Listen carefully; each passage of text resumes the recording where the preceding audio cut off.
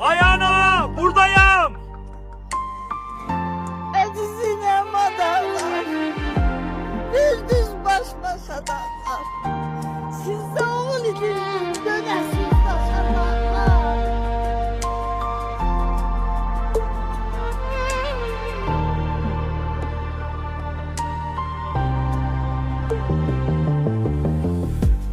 Şehitlik en büyük zirvedir, ak yoldur. Ağlama, sil gözlerinin yaşını, şehit anası. Oğlundan Allah razıdır, başını dik tut. Ağlama, sil gözlerinin yaşını, şehit anası. Dertten saçların ağarmasın, solmasın.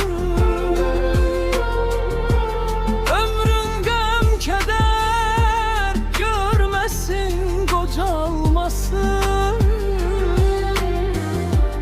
Gözlerin yollarda kalmasın, ağlamasın. Ağlama, sil gözlerinin yaşını, şehit anası.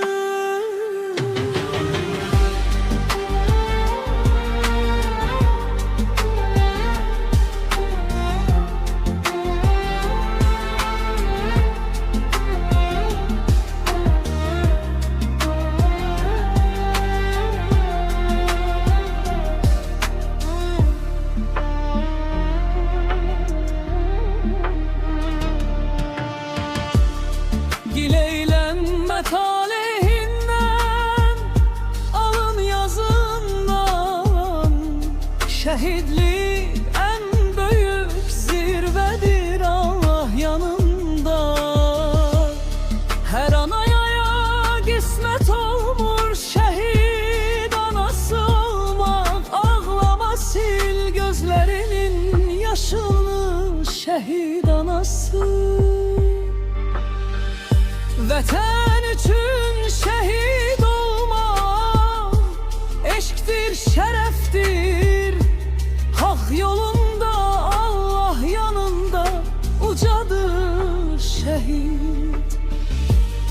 Ürəklərdən silməz, canımızda candır şehitler. Ağlama, sil gözlerinin yaşını, şehit anası.